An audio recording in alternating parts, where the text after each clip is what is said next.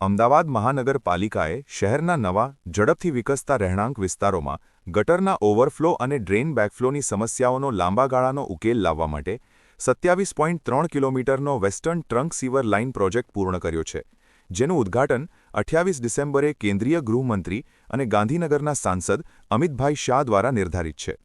એકવાર સંપૂર્ણ રીતે કાર્યરત થઈ ગયા પછી આ પ્રોજેક્ટ ગોતા, સાયન્સ સિટી, ચાંદલિયોડિયા, દક્ષિણ બોપલ, ભાડજ, હેબતપુર, થલતેજ, બોપલઘુમા, બોડકદેવ, વેજલપુર, સરખેજ, મક્તમપુરા, મહમદપુરા, ફતેવાડી, શાંતિપુરા, સનાથલ અને ફતેવાડી ગામતળ વિસ્તારો સહિત અનેક વિસ્તારોમાં ડ્રેનેજ ઓવરફ્લોની સમસ્યાઓનો કાયમી ઉકેલ લાવશે.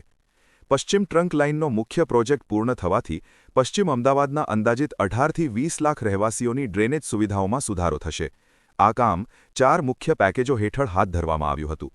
પેકેજ 1 હેઠળ સરદાર પટેલ રિંગ રોડ પર વૈષ્ણોદેવી સર્કલથી ખ્યાતિ સર્કલ અને વકીર બ્રિજથી શાંતિપુરા સર્કલ સુધી ખુલ્લા ખોદકામ પદ્ધતિનો ઉપયોગ કરીને, પેકેજ 2માં સરદાર પટેલ રિંગ રોડ પર ખ્યાતિ સર્કલથી વકીલ બ્રિજ સુધી માઇક્રો ટનલિંગ પદ્ધતિથી, પેકેજ 3 હેઠળ શાંતિપુરા સર્કલથી સનાથલ સર્કલ સુધી એસપી રિંગ રોડની સમાંતર માઇક્રો ટનલિંગ પદ્ધતિનો ઉપયોગ કરીને અને પેકેજ 4માં સનાથલ સર્કલના દક્ષિણ છેડાથી ફતેવાડી વિસ્તાર થઈને સાબરમતી નદી સુધી ખુલ્લા ખોદકામથી ટ્રંક મુખ્ય લાઇન નાખવામાં આવી.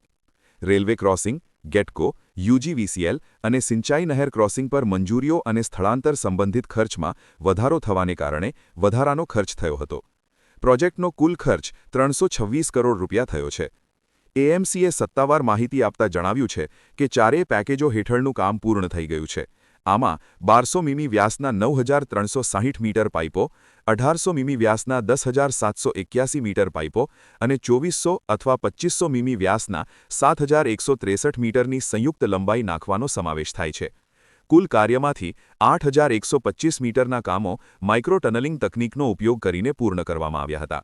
વેસ્ટર્ન ટ્રંક મેઇન પ્રોજેક્ટની મુખ્ય તકનીકી સિદ્ધિઓ જોઈએ તો 2400 અથવા 2500 મીમી વ્યાસના પાઇપોનો ઉપયોગ કરીને એશિયાનું પ્રથમ માઇક્રો ટનલિંગ કાર્ય પૂર્ણ થયું.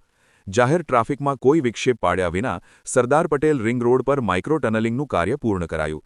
જમીન સ્તરથી લગભગ 12 મીટર નીચે ઊંડાઈએ આશરે 13 ટન વજન અને 2400 મીમી વ્યાસ ધરાવતા આરસીસી પાઇપો સફળતાથી બિછાવાયા.